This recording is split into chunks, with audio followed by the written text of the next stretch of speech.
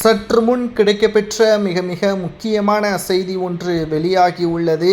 தமிழகத்தில் புதிய ஆளுநர் நியமனம் முதல் கையெழுத்தை திமுகவிற்கு எதிராக போட உள்ளதாக தற்பொழுது செய்திகள் கிடைக்கப்பெற்றுள்ளது.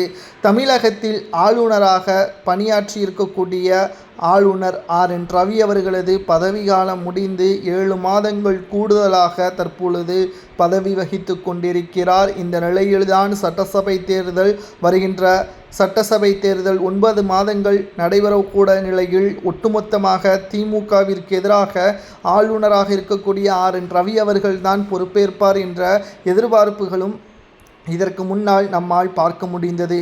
ஆனால் RN ரவி அவர்களை விட திமுகவிற்கு மிகவும் மோசமான ஒரு ஆளுநராக தமிழகத்தில் நியமனம் செய்யப்பட்டால் திமுகவினர்களது பணம் பட்டுவாடாவும் தடை செய்யப்படும். திமுகவின் செயல்பாடுகள் மக்களுக்கு எதிராக இருக்கும் பட்சத்தில் அதை நேரடியாக நீதிமன்றத்தில் முறையிடக்கூடிய வகையிலும் அமையும் என்ற தகவலும் தற்பொழுது கிடைக்கப்பெற்றுள்ளது. ஆளுநர் RN ரவி அவர்களது பதவி காலம் முடிந்துவிட்டது. ஆனாலும் கூட கூடுதலாக பதவி வழங்கப்பட்டதற்கு காரணம் ஆளுநரை பலமுறை அவமானப்படுத்திய திமுகவினர்களுக்கு ராஜினாமா கடிதத்தை ஆளுநராக இருக்கக்கூடிய RN ரவி அவர்களிடம் கொடுக்க வேண்டும் என்ற காரணத்தினால்தான் இத்தனை மாதங்கள் கூடுதலாக ஆளுநராக RN ரவி அவர்கள் தொடர்ந்து கொண்டிருக்கிறார்.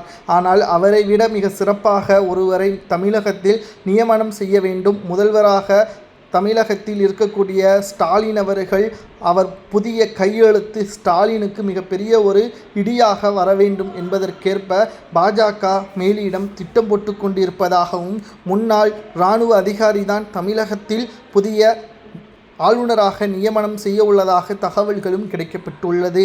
அப்படி நியமனம் செய்யப்பட்டால் அவர் போடக்கூடிய முதல் கையெழுத்து திமுகவிற்கு எதிராக அமையும் என்பதில் துளி அளவு கூட சந்தேகம் கிடையாது.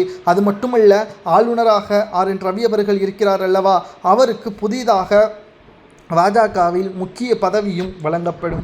எப்படி இருந்தாலும் ஆளுநராக இருக்கக்கூடிய RN ரவி அவர்களுக்கு மிக சிறப்பான பதவியும் திமுகவிற்கு நெருக்கடியும் அமையும். 2026 சட்டசபை தேர்தலில் திமுக ஆட்சி இழக்கக்கூடிய நிலைமை ஏற்பட்டால் அதுவும் ஆளுநர் RN ரவி அவர்கள் இன்னமும் தொடர்ந்து 9 மாதங்கள் பதவியில் இருக்கும் பட்சத்தில் அவர்தான் ராஜினாமா கடிதத்தை ஸ்டாலினிடமிருந்து பெறுவார். ஆனால் தற்பொழுது திடீரென்று ஆளுநர் பதவி மாற்றப்படக்கூடிய செய்தி கிடைக்கப்பெற்றிருப்பதால் தற்பொழுது திமுகவிற்கு சந்தோஷம் இருக்கலாம். புதிய ஆளுநர் பாஜகவின் ஒட்டுமொத்த பேச்சை கேட்கக்கூடிய நபராக வந்துவிட்டால் அது ஆளுநர் ரவியை விட மிக மோசமான ஒரு நிலைமையே திமுகவிற்கு ஆளுநராக